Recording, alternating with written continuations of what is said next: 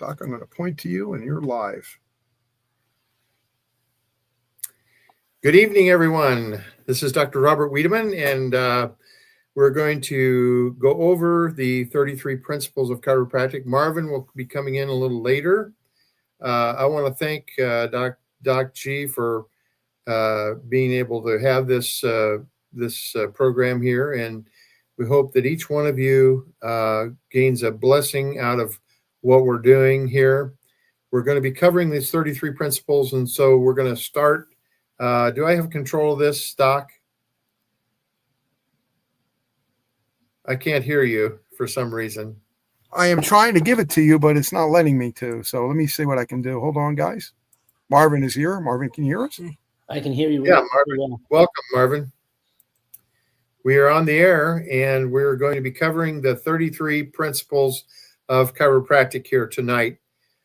This is going to go by fairly fast, but we want to have everyone understand the principles upon which we're functioning here. So with that, we're going to talk about what principles are. The definition of principles are a source or origin from that which anything proceeds, fundamental substance or energy, primordial substance, ultimate element, or cause. The 33 principles of chiropractic, like other sciences,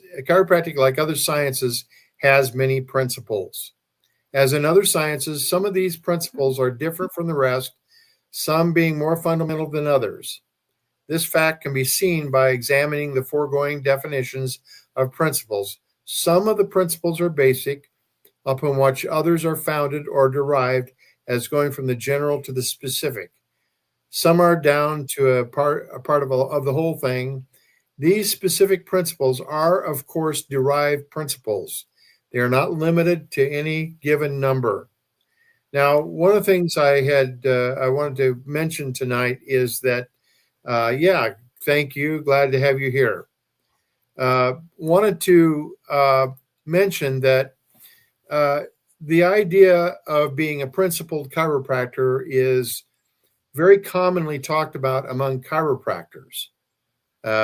Being a principled chiropractor just means given to understanding the philosophical basis for chiropractic, which is based on generations of philosophy of healing in the first place. The major premise, number one, the first principle of chiropractic is that there is a universal intelligence in all matter that continually gives to it all its properties and actions, thus maintaining it in existence. Well, where does this intelligence come from? Well, in Revelation 22, chapter 1, it says, "And he showed me a pure river of water of life, clear as crystal, proceeding out of the throne of God and of the Lamb." And I believe that is a metaphor. Yes, there is probably a pure river of water of life flowing out from the throne of God, but also this can be the intelligence that flows to the far parts of the universe. If you stop and think about it, look at the starry heavens and how everything is maintained in its proper order. So this intelligence comes from the throne of God. And it says, now, this is going to lead into principle number 2. "And the Lord God formed man of the dust of the ground and breathed into his nostrils the breath of life, and man became a living soul." Genesis 2:7. Why the nose and not the mouth? Marvin, have you ever thought about that? Why the nose and not the mouth? No, that's a good question. And we've had great discussions on that. And I always enjoy having your point of view. Okay. So let's take a look. Why the nose, not the mouth? The olfactory nerve in the nose leads back to the limbic system, which is at the top of the brainstem. So God literally ignited man's life in the brainstem through the nose. So this leads to principle number 2, the chiropractic meaning of life. The expression of this intelligence through matter is the chiropractic meaning of life. So God literally implanted within man this innate intelligence. Okay. Principle number 3, the union of intelligence and matter. Life is necessarily the union of intelligence and matter. And number 4 is the triune of life. Life is a triunity having three necessary united factors, namely intelligence, force, and matter. Principle number 5, the perfection of the triune. In order to have 100% life, there must be 100% intelligence, 100% force, and 100% matter. And the number 6 is the principle of time. There is no process that does not require time. Many times, Marvin, have you noticed that people get very impatient to get well? And they'll get tired of taking their supplements or tired of following through, and they complain, well, this isn't working for me yet, or it isn't working well enough yet. Well, there is no process that does not require time. Is that true? It's so funny you bring that up because it takes a lifetime to get really sick, right? But a lot of people want to have immediate fix, and that's not really how the body works. The body needs time to repair and rebuild itself. And it's just like building a house. You can't just snap your finger and have a mansion.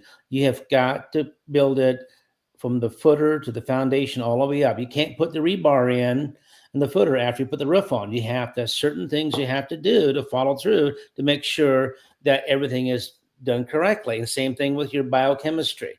You've got to give the body time to heal itself, and it will. Yep, that's true. That includes building a business or anything else. Let's say that we have somebody that decides that they want to join with us in being a distributor to Youngevity. It takes time to build that business. So no process is there that does not require time. And even, you stop and think about it. When a baby is conceived and that egg and the sperm come together, it takes 9 months, no matter what, to form that baby inside the mother's womb. You're not going to speed it up. If you try to interfere with the process, you'll only cause interference. Number 7, the amount of intelligence in matter. The amount of intelligence for any given amount of matter is 100% and is always proportionate to its requirements. So the intelligence is there. It's in the body. Let's say that you're sick. The intelligence is there and is ready to go to work if you just remove the interference. Number 8, the function of intelligence. The function of intelligence is to create force. Think about that for a minute. See, each of these 3 parts of the triune, intelligence, force, and matter, has a function and it has an amount. Number 9, the amount of force created by intelligence is always 100%. Okay, in other words, there's always enough. Always enough. And the number 9, the amount of force created, let's see here. Number 10, the function of force. The function of force is to unite intelligence with matter. Number 11, the character of universal forces. The forces of universal intelligence are manifested by physical laws, are unswerving and unadapted, and have no solicitude for the structures in which they work. Now, this is going to be an important one for later on when we compare universal forces with innate forces, okay? Number 12, interference with the transmission of universal forces. There can be interference with the transmission of universal forces.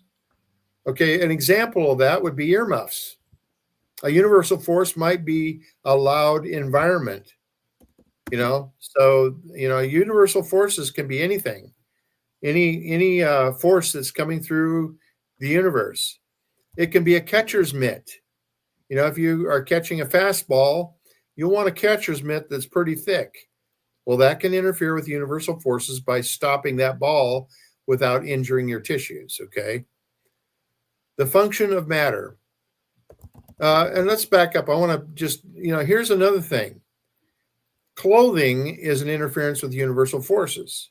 Clothing protects you from your environment, from hitting something sharp, or, if you ran around naked, you could be injured really bad. So shoes on your feet can be an interference with transmission of universal forces. Okay, the function of matter. The function of matter is to express force. Now think about that. What does that mean to you, Marvin? Well, matter, what is matter? Matter is something we can actually physically experience, feel, right? For example, if I, like you were just describing, I put on that glove in my hand, I can actually feel that glove and I can see that baseball coming to my direction. And my brain and my eyes are communicating to each other. That's a form of, function. And we're trying to make that connection to catch that home run. Yeah. Well, see, you're moving your hands around. How does that happen? The matter in your hands and arms are expressing force. See? Okay, so universal life. Now think about this. This is one that I had to think about a lot. I didn't agree with it at first, but then I realized, by definition, force is manifested by motion and matter. All matter has motion. Therefore, there is universal life in all matter because life is motion. Okay. Interference. Someone wrote interference with such as pharmaceuticals can have effect on our overall restoration. That's a very good point because as we go through these principles here, we're going to be talking about innate forces versus universal forces. Pharmaceuticals cannot ever be an innate force. They are always a universal force. So yes, absolutely. Okay, no motion without the effort of force. Matter can have no motion without the application of force by intelligence. Now think about this. This goes out into the far reaches of the universe. You think about the motion of this earth around the sun, the moon around the earth, and so forth. It's all under the hand of the creator. It's all in the hand of the creator who is making these things function throughout the entire universe. Intelligence in both organic and inorganic matter. Universal intelligence gives force to both organic and inorganic matter. Number 17, cause and effect. Now, this is really an important one here. Marvin, I want you to discuss this one here about cause and effect. Universal intelligence gives force to both. Oh, let's see, that's incorrect there. I didn't get that one changed as I was creating this today. Let me see if I have it on the next. Nope. Every effect has a cause and every cause has an effect. So forget what's in here and just talk about cause and effect, Marvin. So first of all, cause is something that affects us, right?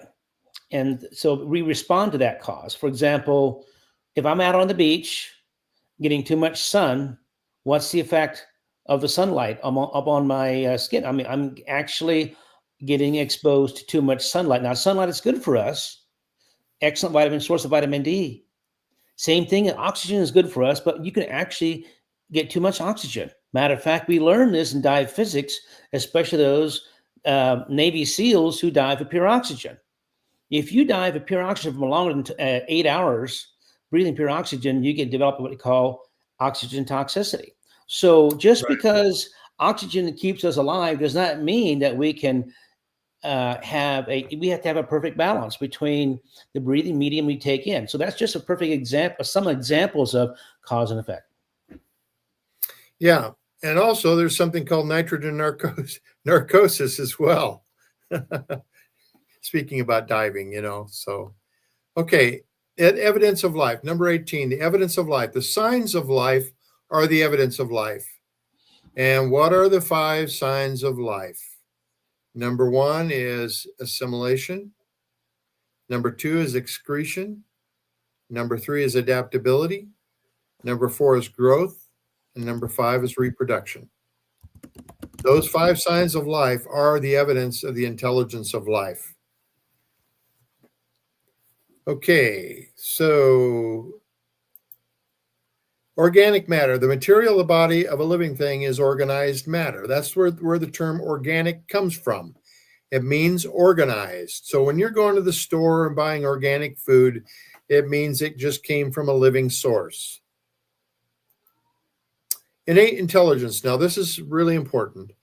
A living thing has an inborn intelligence within its body called innate intelligence. Here is the mission of innate intelligence. The mission of innate intelligence is to maintain the material of the body of a living thing in active organization. Okay. Number 22, the amount of innate intelligence. There is always 100% of innate intelligence in every living thing, the requisite amount proportionate to its organization. Now, proportionate to its organization. What if somebody is nearing death? Well, there's still 100% innate intelligence, even though there might be a less amount of innate intelligence there. It's because there's less organization there. As the body breaks down when you're dying, there's less and less innate there because of the fact that there is less living tissue there. So it's always the requisite amount proportionate to its organization. The function of innate intelligence. Now, the function of innate intelligence is to adapt universal forces and matter for use in the body so that all parts of the body will have coordinated mutual benefit. The amount of innate intelligence. There's always 100% of, let's see, no, that's not right. Let me take a look here. Hold on just a moment here, folks.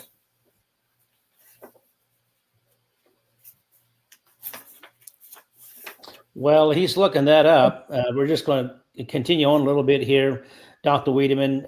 We're talking about the 33 principles of chiropractic. Some of you may have never heard of or never been part of the chiropractic healthcare, but chiropractic healthcare combined with Dr. Wallach's nutritional protocols, especially the 90 essential nutrients, is a complete combined package. And this is the reason why we've been so successful with the Dr. Wallach's protocols, the longevity protocols, is because Dr. Wallach, when he formulates his products, he actually makes sure that they're balanced, racially balanced to the biochemistry of our body based on body weight. So it's really important to understand as we teach these principles, and we're trying to take a little broader picture about the triune of life and the principles of how function works and cause and effect and things like that. But that ties right into how the body is able to repair and rebuild itself. Okay, 23. 23 is actually the function of innate intelligence, and this is important. The function of innate intelligence is to adapt universal forces and matter for use in the body so that all parts of the body will have coordinated action for mutual benefit. So let's see here. The next is the limits of adaptation. Okay. Innate intelligence adapts forces and matter for use for the body as long as it can do so without breaking universal law, or innate intelligence is limited by the limitations of matter. How important is that, Marvin? Well, think about it. If I am missing, let's say, selenium, or let me just use copper, for example. If I'm missing copper in my diet, what are the negative side effects of lack of copper? Well, first of all, is this you see early signs of losing your natural hair color. You're going to see things like hemorrhoids and aneurysms. And so my point is this is that we have to have a balanced nutritional recipe. And what happens is that we talked about how the brain communicates with these cells because these mineral molecules give off a frequency. And that frequency is recognized by the brain as mental impulses. Yeah. Well, here's another part of this. This is why this principle is here. I remember I had a mentor by the name of Dr. Redman. He lived in Springfield, Illinois. And we would be talking about patients, he would be mentoring me on certain patients, come in making demands to get better right now. Everybody wants instant coffee. And I remember Dr. Gregory, one of my mentors, saying, everybody wants instant coffee. In other words, they want to come in and they want to just be completely well as soon as you lay your hands on them. And Dr. Redman used to tell them, he was quite upfront with his patients. He'd say, he said, there was a man that walked on water 22,000 years ago, and he was able to lay his hands on people and heal them immediately. And he says, I'm not him.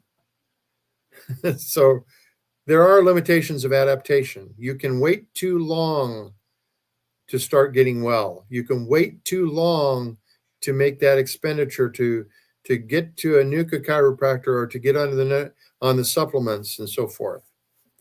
Because let's face it, if you're on a downhill slide, there's momentum to it. And I want to add something to that, Dr. Wiedemann, is that I come across so many people that spend their life savings on going to the medical profession, and they have nothing left over. They're basically, and they want a miracle from nutrition. And so, well, it says, the question is, do we have enough time to restore the body or give the body what it needs to be able to restore itself? And a lot of times they have reached that point in their life to where we don't have enough time to help support and promote healthy biochemistry in the body so the body can repair and rebuild itself, even though they may be able to get all the nutrition they need. But we have a failed digestive system. We have a failed skeletal system. We have, a failed immune system. So those are all things that are working against us. And so my point is this: we have a choice. The best choice for any kind of surviving any kind of health issues is always a natural restoration. And we're going to talk more about some of these choices we have here in a moment. But go ahead, Dr. Wiedemann. I just want to add that real quickly on that. Yes, and here's another thing about this is that Dr. Strang used to talk about. He says, if you get covered by an avalanche, you're not going to go adjust somebody in that avalanche. You're going to get them out of the avalanche, get them warmed up, get them food, get them rested, and then you're going to give them an adjustment after that. In other words, limits of adaptation, you can, the body can, here's another aspect to it. You can survive a lot of falls, but if you fall off a cliff and, get the bottom, you're going to die, because the stress has exceeded the limits of your body's ability to adapt. Okay, this is a really, really, I was tempted to put this in red letters. This is so important. The character of innate forces. The forces of innate intelligence never injure or destroy the structures in which they work. What's the significance of that? Marvin, you want to comment on that? Well, if you think about it, is that if you're a person of faith, we've been created in God's image. He's created us, and He's giving us a perfect environment, and He's giving us everything we need to stay healthy. It's our job to find out what those things are. For example, plants and minerals. If you study a plant, what's the function of a plant? A plant's function is to extract these vital nutrients, minerals from the ground, and produce the amino acids and essential fatty acids and vitamins for our restoration process. So those are all working together. Part of this whole universal principle of health and restoration. Well, it's important to understand the fact that if we have a wonderful creator and He breathed into man's nostrils the breath of life, He was not going to breathe poison into his nostrils. Not like some of these people who are trying to poison the environment for us. If you read Genesis, God took great care to create a wonderful environment for man. It says He planted a garden for him and took him and placed him in the garden. And so this innate intelligence that He breathed into man's nostrils, and I believe that every living person today has inherited that life from their parents that came directly from God breathing into man's nostrils the breath of life in the beginning. And it's still with us. Now, I don't know of anybody that's ever been able to create life outside of the womb. God gave us the ability to procreate, but we pass down through that manner to our children.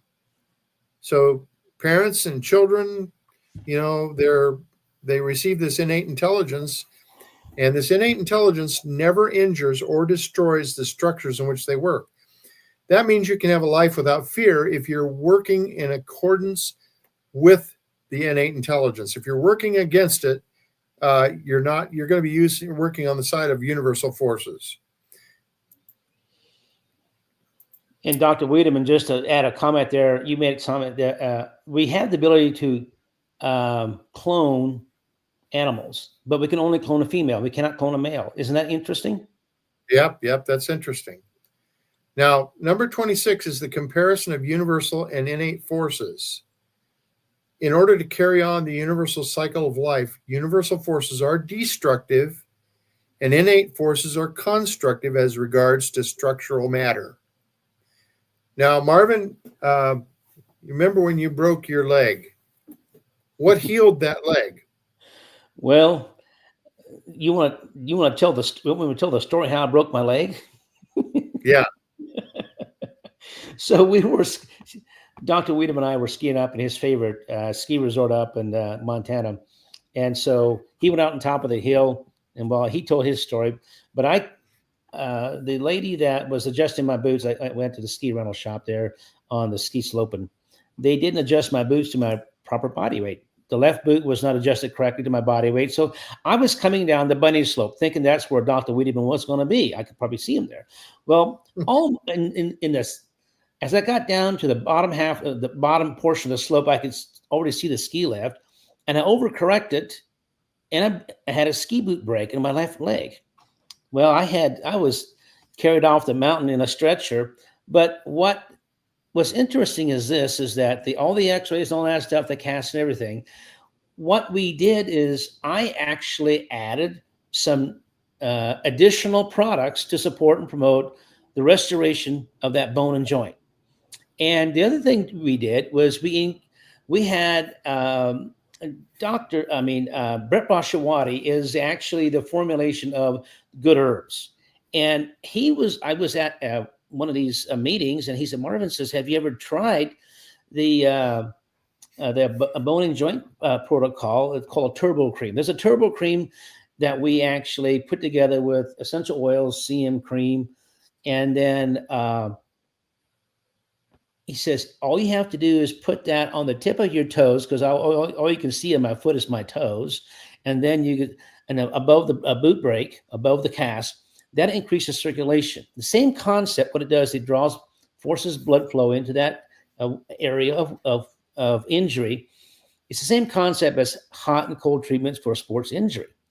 Well, he said you should be able to see that bone heal without any kind of fracture on an X-ray, and it'll heal about 2/3. It takes about 2/3 the time of the heal it normally heals. So in other words, they told me I had to keep my cast on for about 12 weeks. Well, I had my cast off in 8 weeks. I was walking on it, and when they did the X-ray on my leg to see how well it has healed up, they could not see where the break was at all. So as a result, what we did is we had some force, like you talked about jumping off the cliff. Well, in this case, I've overcorrected, and the force on my leg broke the small bone of my between the knee and the ankle. Yeah, the fibula is what that's called. Yeah. But the point is here now, if you added these products to a corpse, it wouldn't do anything, would it? No, you have to have blood flow. You had to have innate intelligence working with you in order for this to work. And innate recognizes when you're using good stuff. Okay. It also recognizes when you're doing bad stuff to yourself. Okay. So the comparison of universal and innate forces. In order to carry on the universal cycle of life, universal forces are destructive and innate forces are constructive as regards to structural matter. So what does that mean? Well, basically, you stop and think about there's constructive and destructive survival value going on within our bodies. And what our job to do is to try to push up on the healing side and push down on the destructive side. So I don't know if you know what that means. There are 3 types of bone cells. There are let's just use bone cells as an example. There are osteoblasts, osteoclasts, and osteocytes. The osteocytes are the structure of the bone. Osteoblasts create bone. Osteoclasts tear down bone. And so there has to be a balance. If you have too many osteoclasts working, you're going to end up with osteoporosis. So,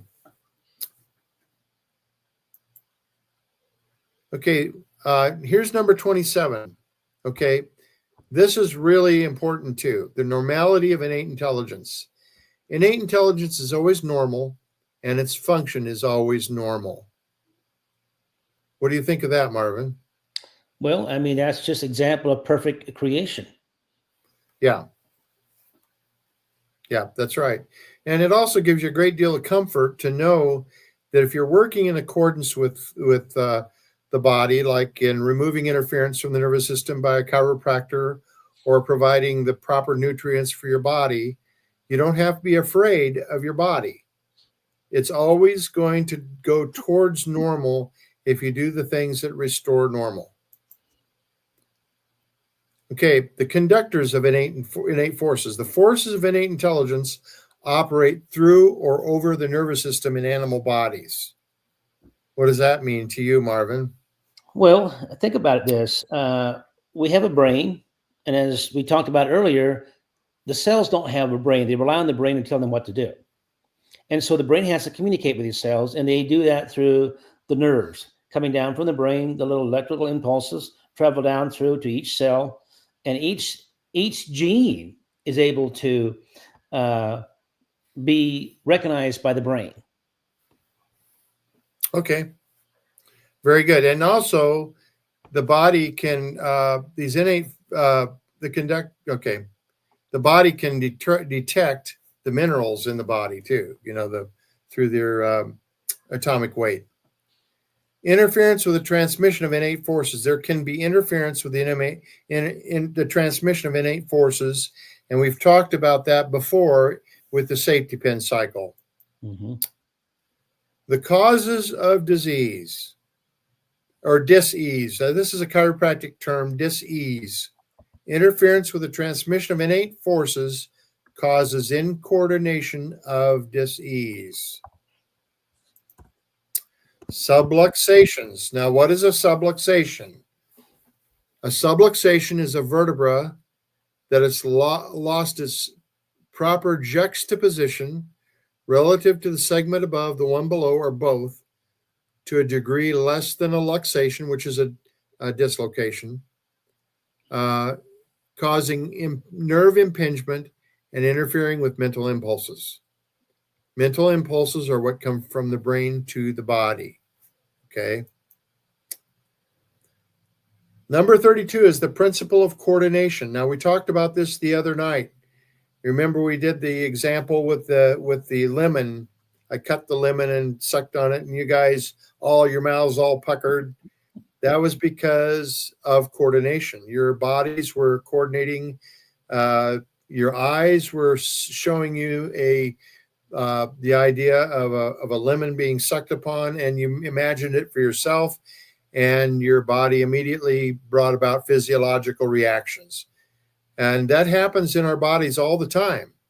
Coordination is the principle of harmonious action of all parts of an organism in fulfilling their offices and purposes. Every organ has its office and its purpose, and it is wired to the brain through the nervous system, and is wired to be in coordination with other organs. Okay, the law of demand and supply. The law of demand and supply is existent in the body in its ideal state, wherein the clearinghouse is the brain, innate the virtuous banker,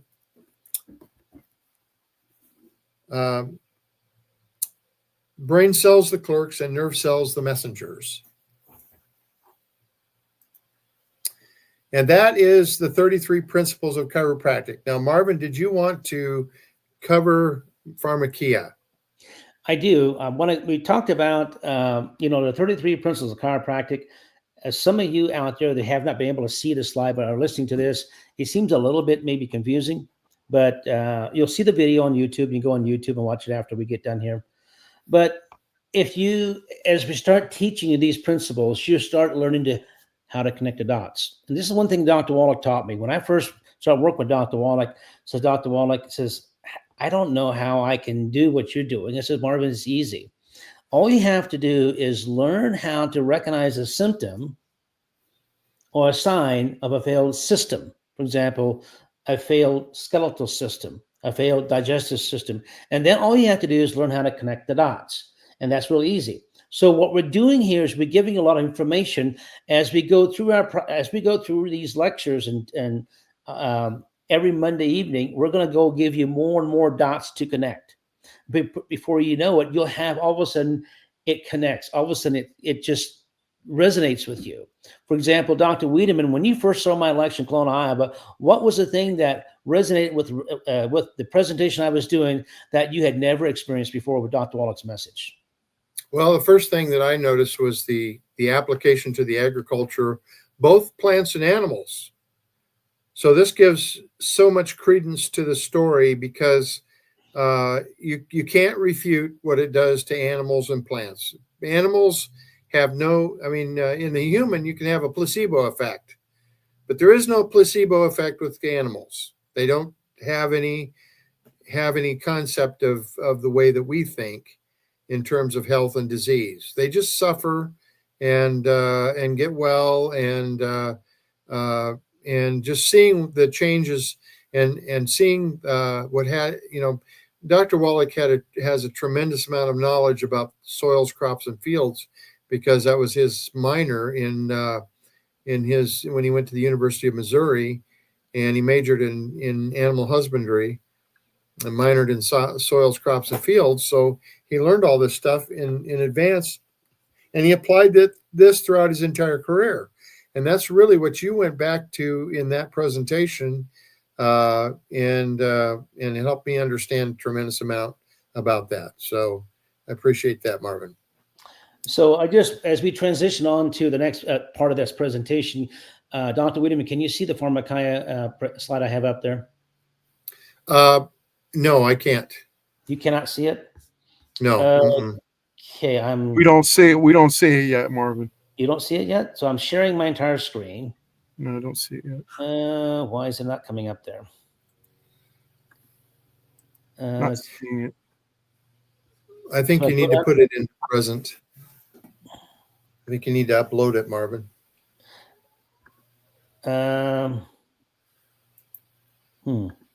Let me try that.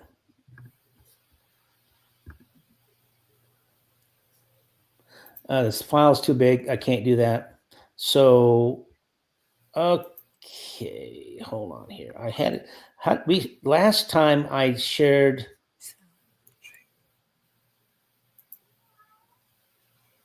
Share my screen. Entire screen. Now, can you see that? Nothing yet, Marvin. Nothing yet. Okay. Why is this not working? That's because it's too big a file. That's the problem. Well, I'm doing the same thing I did last time. That's what I'm trying to figure out. I'm not doing anything different than I did last time.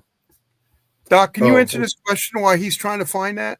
Can you read that question to the women have thyroid issues these days? Do you have any suggestions for hyperthyroid? Can you guys see it now? Yeah, we can see it. Go ahead. Okay. So you want to go ahead and finish with hypothyroid, and then we'll pick up on pharmakia. Hypothyroid is I don't know what to say, Marvin. It's a low thyroid. Hypo is low, hyper is high. Yes, I know that. Basically, all disease is either too much or too little function. And in terms of chiropractic care, a subluxation can cause either too much or too little function. So the first thing is get your spine corrected. And number two, make sure that you're on all the products that you need for a properly functioning thyroid. Usually when there's a hyper situation or hypo situations because there's incoordination in the body. So Marvin, did you want to add anything to that? Yeah, if you go to the health survey, and we'll put a link in the comment section there, the health survey has those choices, hyper and hypothyroid. And when you select that, there's two symptoms we want you to select: indigestion and hyper or hypothyroid, and it gives you the exact protocol for that. Okay, and so you may have other symptoms that you are experiencing, but if you want to just focus on the thyroid, that's the simplest way of getting the nutritional protocol, the basic 90 nutrients, and additional products to support and promote your thyroid. Okay, so let's pick up here. Pharmakeia. Pharmakeia is a Greek word where we get our English word pharmacy from. And I'm going to go through this, and I'm going to actually kind of explain some biblical principles and some current day things that are happening to help us understand. When I first discovered this, I was just totally enamored by the fact that we haven't been teaching this. Nobody's aware of this. There's more and more information on the internet now about Pharmakeia. But what I want to do is just make a statement here. Legally, a medical doctor can advise patients on all aspects of health. However, they are heavily influenced by medical device industries, big pharma or agrochemical, peer pressure. You know, these doctors, medical doctors, they want to have 85% of the market share when it comes to healthcare. They don't want to share their healthcare with the chiropractors and naturopath doctors and the osteopaths and people, the herbalists and the dietitians. They want all of it.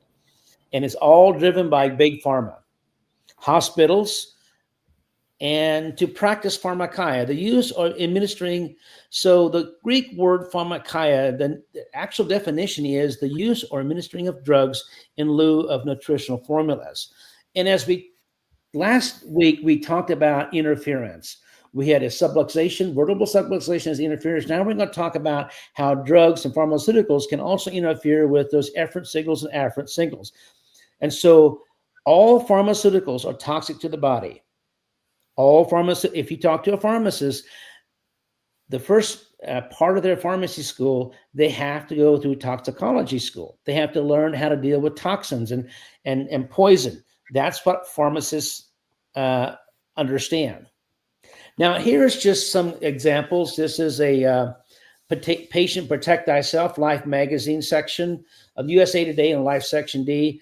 February 5th, 2007, medical errors can be deadly, so vigilance is new watchword. It talks about medical care we deliver is so complex we cannot get it right without you. One way that you can help us is by checking everything we do. And so there is bad drug reactions, 1.5 million bad drug reactions every year. That's recorded. And then there's 3.5 billion additional expense in terms of healthcare costs. Dangerous bugs, medical mistakes, and there's a lot of medical mistakes made in the pharmaceutical industry. And for example, if you are on more than one pharmaceutical drug, you have exceeded the FDA's clinical trial. The FDA's clinical trial only does one drug at a time. They don't use multiple drugs to see the side effects. So if you are on a pharmaceutical, 3 or 4 pharmaceutical drugs, you have there's no record of what the side effects is of having multiple pharmaceutical drugs. Now, Dr. Wiedemann, you and I have worked with people with on a handful of drugs. What is what patients of yours have you seen with the most amount of drugs that have been taken? Oh, I would see people with sometimes 20 or 30 drugs. They come in with a whole pile of them. Of one fellow that has a whole pill calendar, and his nurse would come in. He was a veteran, and his nurse would come in and literally refill his calendar, and just was pushing drugs all the time. Now, what it really boils down to is seeking to, because these drugs are basically as I see it, they are counterfeit nutrition. They're trying to trick the body into believing that it has what it needs. That's the only way I can see that they work, because all they do is they hyper the hypos and hypo the hypers. Exactly. Now, what I have in my hand here, this is a infrared scanner. I don't know if you can see this very well or not. Mm-hmm. Let me see if I can get it to where you can see it. But it is a dual channel scanner that I run up the spine. It has wheels on it, and you can actually record the heat signatures along the entire spine. I think you've seen me use that, haven't you, Marvin? I have, yeah. And it's a very effective tool. Very effective tool. Yeah, you can see where the function is too much or too little.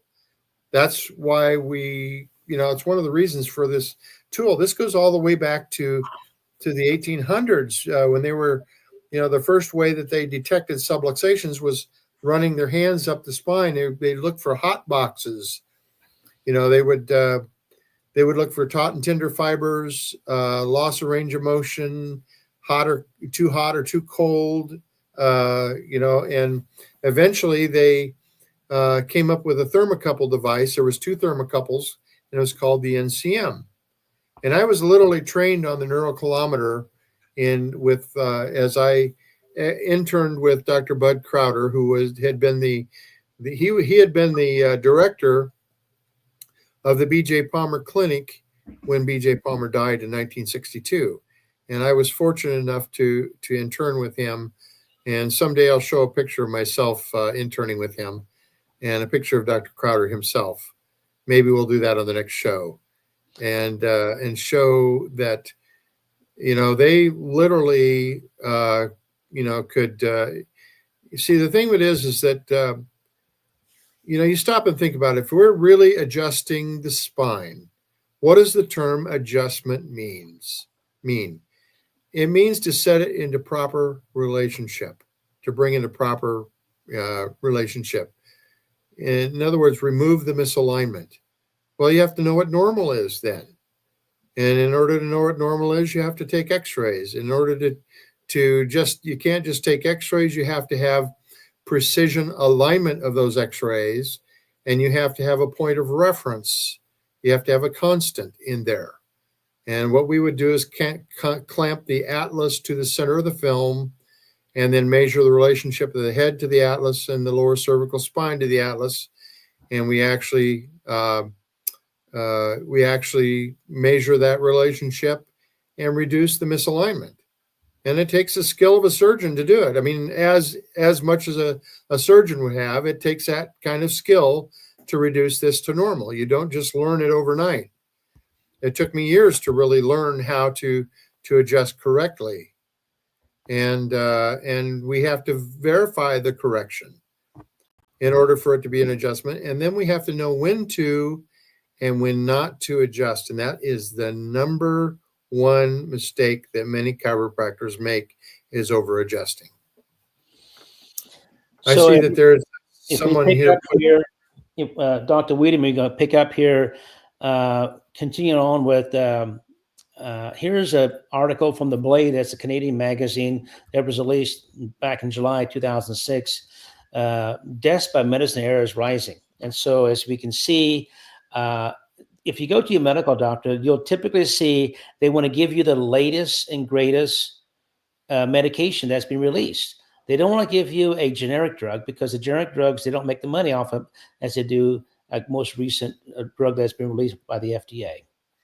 And so it's here's just many examples here of articles we have here from talks about the cost of healthcare is going up. And that's just because healthcare is heavily influenced by pharmaceutical companies. Okay, more medical doctors and veterinarians are practicing pharmakeia. For example, if you take your pets to a pet hospital, they're starting giving cats and dogs antidepressants, thyroid medication. We never heard that 30 years ago. It was in the veterinarian industry. We've always taken care of our animals much better than we've taken care of ourselves, our wives, and our children. Well, Marvin, I never, I used to wonder how a veterinarian could practice until I learned from Dr. Wallach how they, how they used a totally different philosophy in early veterinary medicine.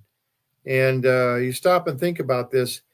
Is this a failed? I mean, the rise in medical deaths, isn't it possible that this is a failed philosophy? In other words, we can control the body. We can make this change in the body by giving a medication rather than allowing innate intelligence to do its work. For instance, what's the biggest thing?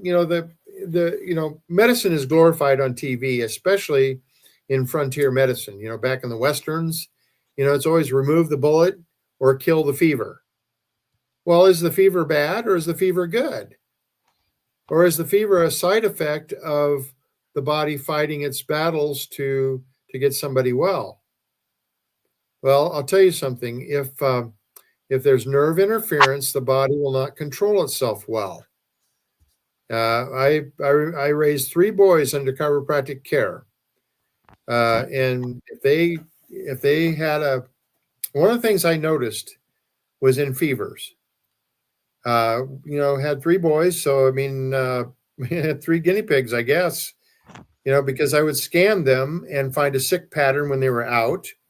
And if they had a fever, it was like 1.5 to 2 degrees skin temperature above what's normal for them. And I would adjust them. And if that fever went down, I knew they'd be up running around in about 12 minutes. If the pattern broke, the sick pattern broke, and the fever and the temperature went up, I knew it was going to be another 12 hours before they were up running around. So there were 2 types of fevers. One was directly vertebrogenic, in other words, caused by the misalignment. And then there are those that have to do with the immune system secondary to the misalignment. So the subluxation I found in raising my boys very, very closely allied to the normal function of the body. And of course, I didn't know about Dr. Wallach's message back then because it wasn't invented yet. So we need people with a medical profession to step outside the practice of pharmakeia and use alternative methods to prevent diseases. That's really what we're looking for here. So if you're in the medical profession, if you're a nurse, if you're a doctor, a naturopath, or chiropractor, a dentist, whatever, and you're interested in knowing more about these things, please, by all means, get a hold of Dr. Wiedemann, and we can definitely point you in the right direction. Now, chemical companies promote the sale and use of pharmaceuticals, drugs. Okay, its origin comes from the Greek word pharmakeia. If you want to, the Strong's reference is G5331. It implies a use or administering of drugs. That's the first definition. The second definition is poisoning. In the Bible, it's translated in the Bible as sorcery or witchcraft. And that's pretty interesting. When I discovered that, wow, that's pretty profound. Why is the Greek word pharmakeia not properly translated in the Bible? Well, that's because back in the 1600s, when they translated the Bible from Greek and Latin into English, they did not have CVS Pharmacy. They did not have Walgreens. So what was the only relationship they had back then to pharmakeia was the practice of witchcraft and sorcery was using phytochemicals to alter the state of mind for demonic worship. So that's how it all came about with the translation in the Bible. So where does it, in the root word of pharmakeia comes from pharmakouos, implies one who prepares and uses magical remedies, found only once in the Bible, Revelations 21:8. So if you look at the Webster Dictionary, I had to go back all the way back to 1980, Webster second edition, college edition, Webster Dictionary. You can look up pharmaceutical. In pharmaceutical, the definition said, and you can see right there, is to practice witchcraft, use medicine, poison, medicine. But you will not see that definition in the modern day dictionaries. So you'll see the word pharmakeia. It's Greek origin comes pharmakeia. The art or profession of preparing and dispensing drugs and medications, a place where pharmacy is practiced and drugstore. So that just gives you a reference to our English language has translated from Latin, from Greek. But what's interesting is this: the Webster Dictionary had its definition correctly. And as we move on here, so where in the Bible can we find it? Galatians 5:20. It's a list of sins of the flesh, if you're a man or woman of faith. And Paul was writing to the Galatians and saying, look, you guys are people of faith, but you're still indulging in all these lifestyles that enslave you. And pharmakia was one of those things that enslaved the people of Galatia. And it was translated in the Bible as witchcraft. Now you find this word again, pharmakia, in Revelations 9:21. Neither repented they of their pharmakia, of sorceries. And it's basically referring to an end-time prophecy. You can go look this up for yourself. And I'd like to use the online sources called blueletterbible.org. That's blueletterbible.org. There's all these different translations. You can look on the tools of the Greek and how the Greek word is supposed to be used and where it's used and things like that. And then it's referred to again in Revelation 18:23, for by thy pharmakia were all nations deceived. To bear in mind, the book of Revelations is a future prophecy, what is happening or about to happen. Well, So, I just want to mention ahead, here, Dr. Wiedemann. today, for more than ever more, they are pushing pharmakia. So this is a Absolutely. today message. So as I was doing this research and study, typically you'll see the Old and New Testament complement each other, but I could not find a connection in the New Testament until I came to Revelation 18:23, which is actually a direct quote from Nahum 3:4, alluring the mysteries of sorcerers who enslaved nations by her witchcraft. And Nahum 3, the book of Nahum, is actually a complete account of the destruction of Nineveh, which happened in 612 BC. Now, 150 years before Nineveh was destroyed, Jonah was sent to Nineveh and warned the people that God is going to destroy the city of Nineveh because of their wickedness. Now, in the book of Jonah, it does not tell you what the wickedness of Nineveh was. We know the story of Jonah. Jonah didn't want to do it because he didn't like the Ninevites. So he went on a sailing trip. And of course, the big story is the fish swallowed him and humbled Jonah. He came back and he told the Ninevites, hey, God's giving you 40 days and he's going to destroy the nation, destroy the city. Well, the Ninevites repented of their wickedness, but 150 years later, they were destroyed because they were enslaving nations by their witchcraft or sorceries. That's the wickedness of Nineveh. Now, this wickedness of Nineveh did not resurface again until the early 1900s. And that's basically where pharmaceuticals, big pharma comes in. Because big pharmaceuticals, what they do, they alter what God has created. So just as Jonah was called to warn the people of Nineveh of their pending destruction, so are we in order to save our current future generations from the bondage of pharmakia, pharmaceuticals and GMOs, genetically modified organisms. Okay, so what I want to do here is go back to, we're running out of time. We're getting almost to the hour right here. So I want to just take a little moment here, help you understand why we are so against pharmaceuticals. Now, you have a choice. If you want to go to your doctor and use pharmaceuticals, that's your choice. We're not here to tell you you're being condemned because you choose to do so. There's certain pharmaceuticals that we have no choice but using. We understand that. So the approach we take is this.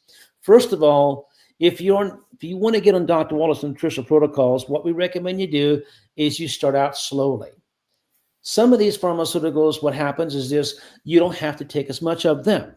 Okay, you are in charge of your body. The doctor is going to give you a recommendation, a recommended pharmaceutical, but you can work with your doctor. So look, I really want to get off this medication. I'm going to start taking natural stuff.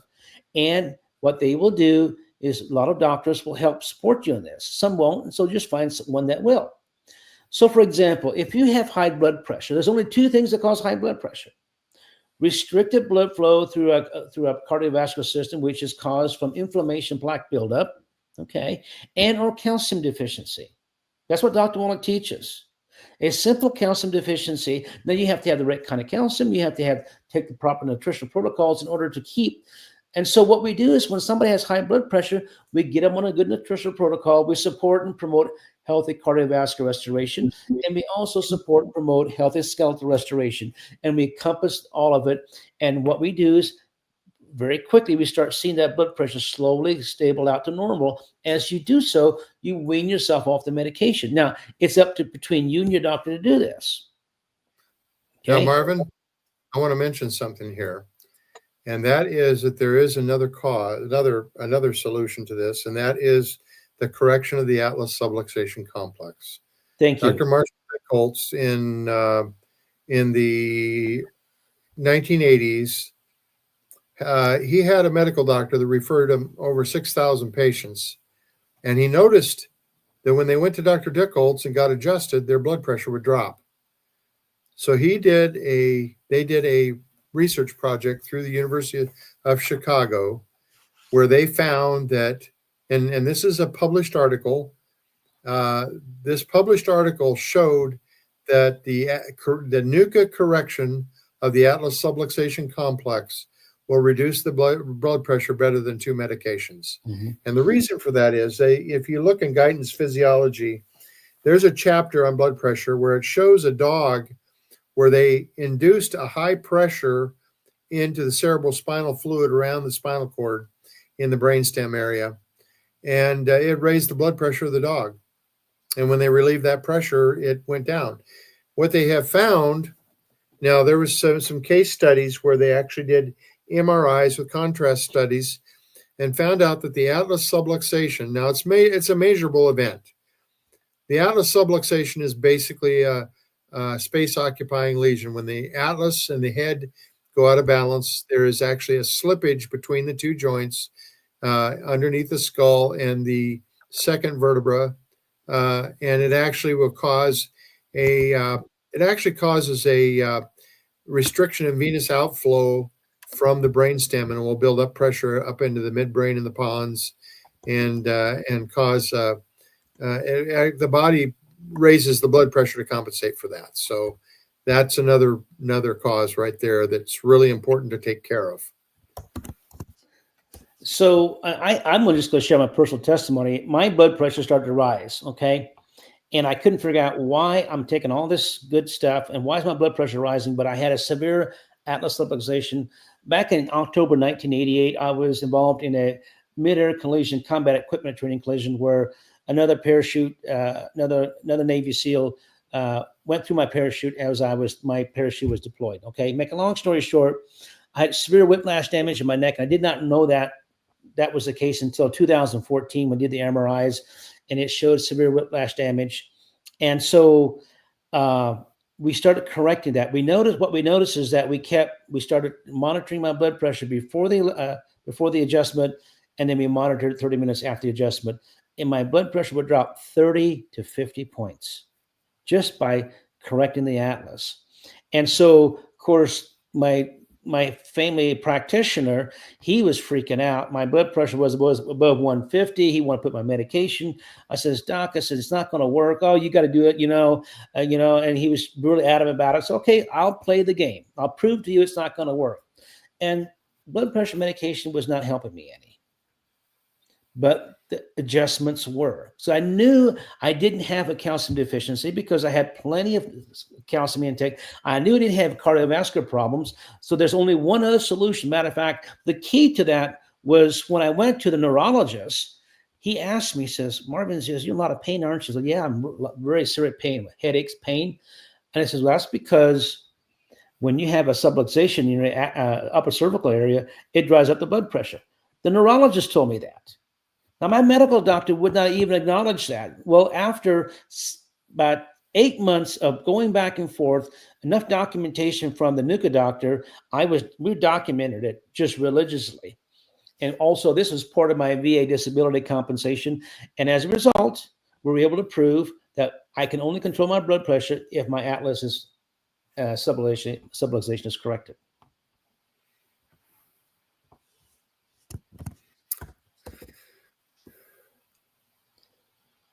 Well, Dr. Wiedemann, we have went over an hour. Excellent chat here.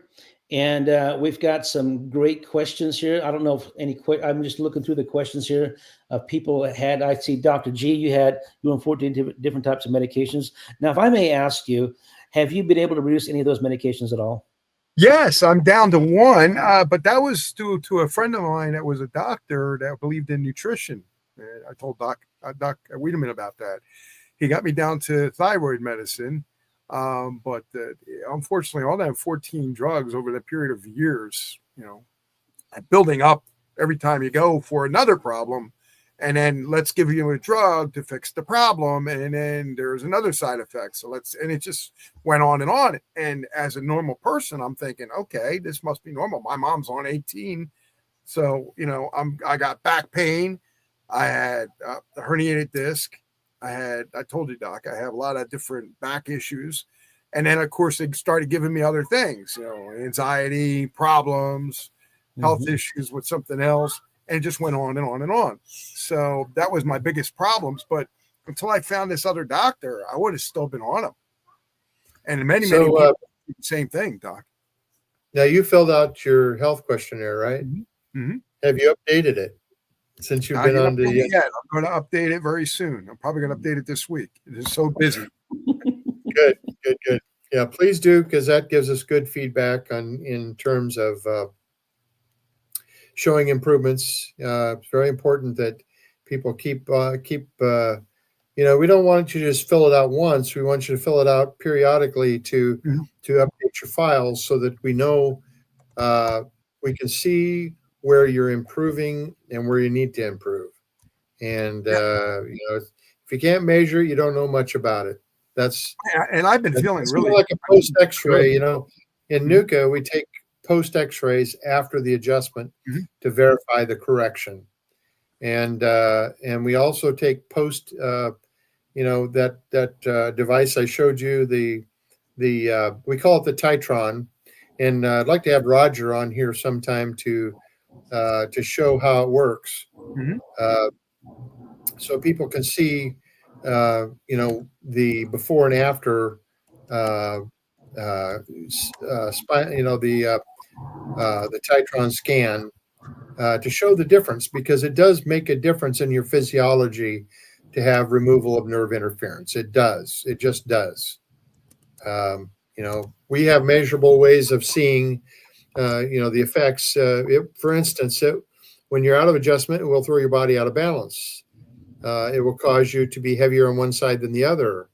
There's actually a new quadrilateral scale that's coming out, Marvin, that will measure all both forward and backward and side to side imbalance that takes place in the spine as a result of being out of adjustment. And I used to have a quadrilateral scale in my office that would show the patterns of three-dimensional displacement when there was a subluxation. And I had a patient who was a juggler, and he loved getting on that scale because he would juggle, and you could watch the motion and how imbalanced it was before.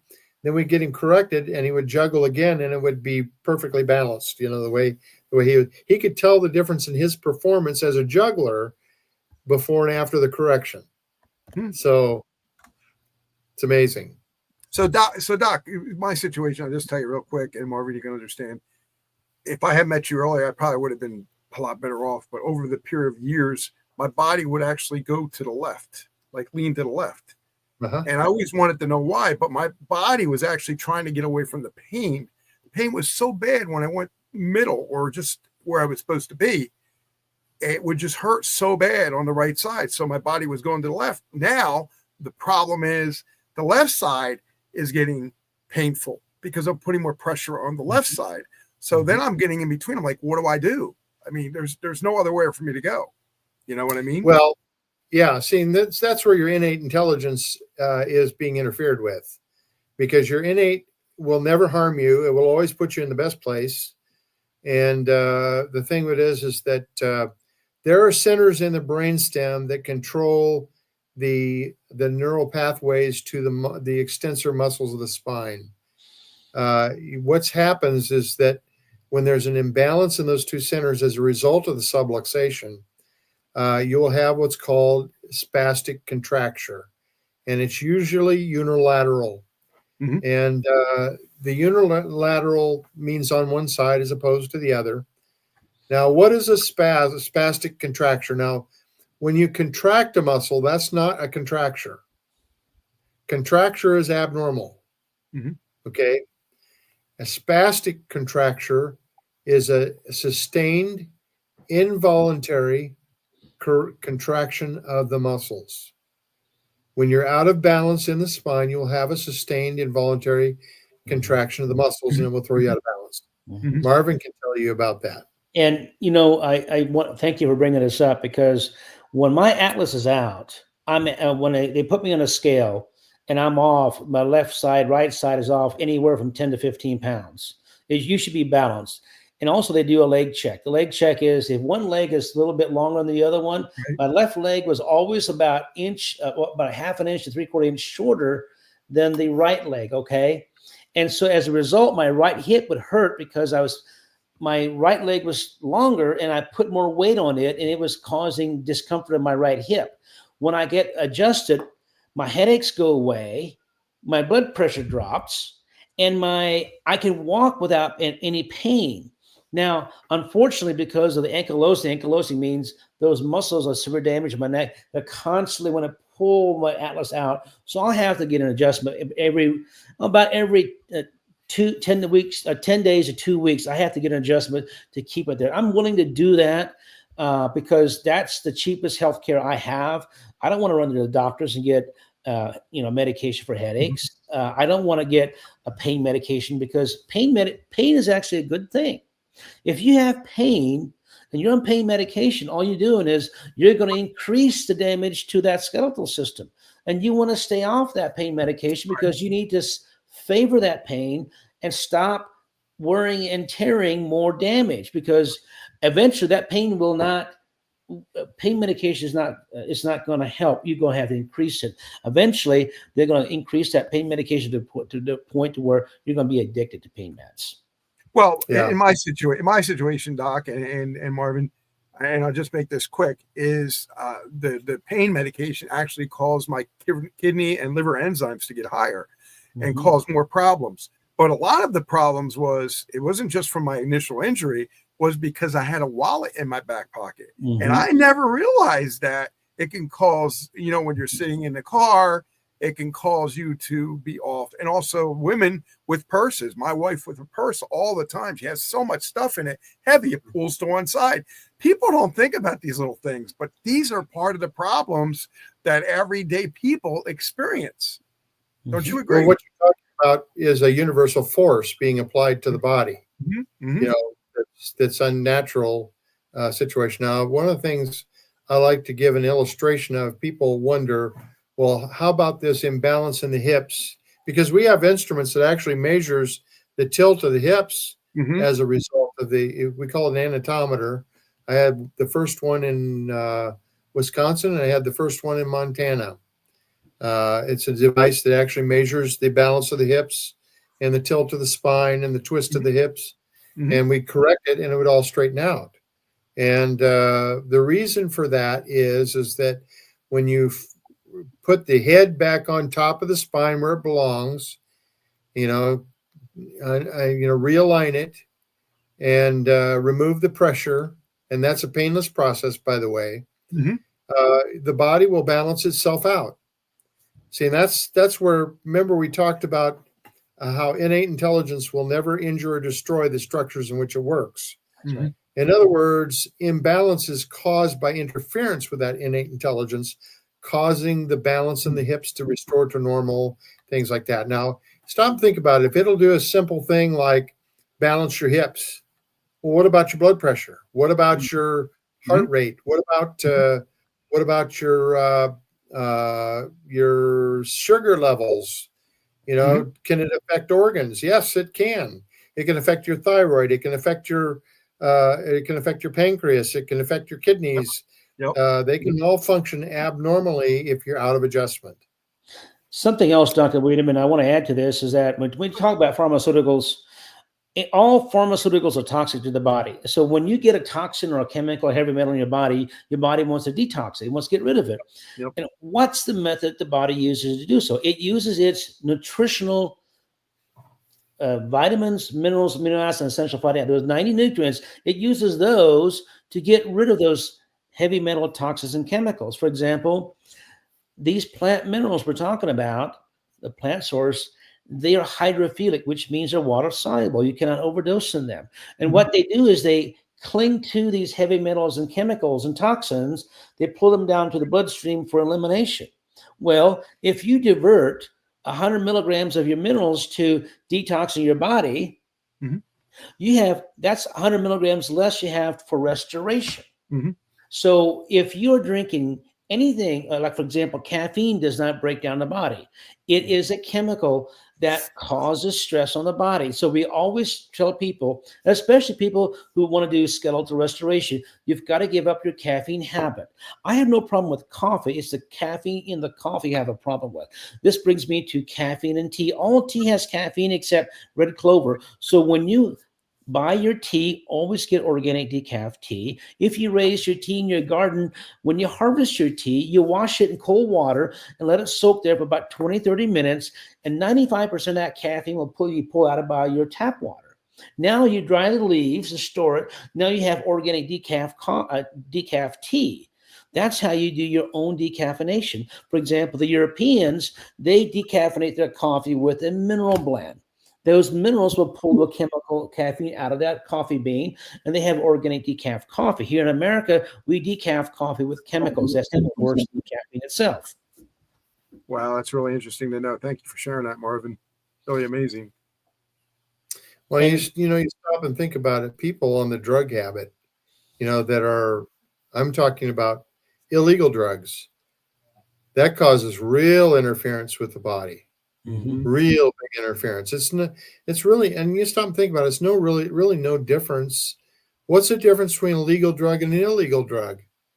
Well, one is regulated by a private industry of drug pushers.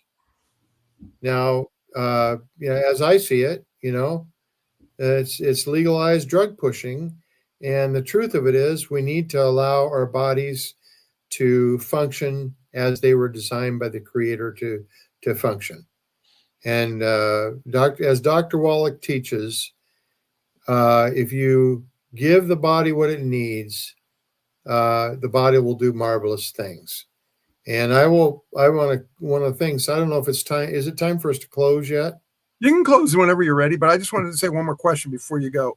Why didn't they try to figure out why I needed another medicine and just give it to me rather than try to fix the problem all along? All they did was just kept adding and adding and adding. And that doesn't fix the problem. It creates more.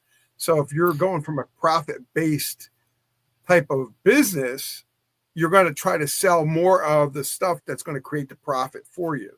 And that's the only way I see it. One of the things I learned from my brother is that medical doctors do not learn how to give drugs in their schooling. They learn it from the detail men that come and sell them drugs. And they get all kinds of perks and things like that for pushing different drugs. And it's all by advertisement. It has nothing to do with science. We have this illusion that the medical doctor is next to God. He knows exactly what you need. And yes, doctor, I will take your medication. And the truth of it is they don't know what the heck they're giving you sometimes. And give an example about when, what was that? The big agrochemical companies that promote agrochemicals. Most of those sales people are women. They will go out to the farmer. They'll dress up. I personally talk to these ladies. They have a dress code they have to maintain in order to approach this farmer in the pig pen and on a John Deere tractor. And guess what? They're very, very seductively dressed, and they can sell anything. Yes. This farmer, chemical fertilizers, herbicides, pesticides, and fungicides, and genetically modified grains and things like that. And that's agrochemical. Agrochemicals, big pharma is a branch of agrochemical. They're all tied together. Just not using names yet. Yep, you're right. Yeah. And we know today that many of those agrochemicals are causing cancer in people. I believe that my mother-in-law died of cancer as a result of chemicals. Mm-hmm. Well, we have had a great show, didn't we? Excellent show. Yeah. Mm-hmm. Kathy, thank you. Monsanto. I wanted to say Monsanto, but I couldn't say it. Thank you for helping me remember what Monsanto was all about. Monsanto did the Roundup thing, and a lot of Monsanto sales reps are ladies. Thank you, Kathy. Mm-hmm. Thank you, Kathy. Yeah, thank you, Kathy. Yeah, Doc, you can wrap it up whenever you're ready then. Okay, we're done. Thank you for, do you have any final thoughts there, Doc G? Well, again, I try to point out to other people. So I'm the lay person, right? The person here that's just absorbing all this information and just loving it and enjoying it. And at the same time, learning from it. And I want other people to learn too from not only what you're saying, but what I experience. So this way they can see that it's not always about taking care of your health. It's how much the health means to them to make money. And that's the whole bottom line here. If it was all about your health, they'd be asking you questions about nutrition, about this, about that. And when I talk to my doctor, when I go and I say things, the one doctor, she's a young doctor, she'll say certain things like, "Oh, but this is what you need to do." And I said, "Why? Why do I need that? What kind of questions do we have to ask for them to understand that, we don't need this blood pressure medicine. I don't need your losartan. I don't need this. If we do like Dr. Glidden says and just get the magnesium in our body, get the 90 essential vitamins in our body, the body will work to help bring the blood pressure down." And I never knew that. I never knew that. So until I learn it, nobody else knows about it until I say it. And of course, Doc, as you know, the more I talk to you, the more I talk to Marvin, the more I talk to other people, I'm learning too. So we're all learning together. And I love this. How about you, Marvin? Do you have any thoughts to wrap things up with? Well, you know what? There's so many things we can talk about. We need to cut it off. And all of you who are listening, thank you so much for joining us here. We'll be back next week, and we have a lot more to cover. We haven't even touched the tip of the iceberg. And we're not really structured. We're going to basically continue on with our musculoskeletal. We're going to continue on with the systems of the body.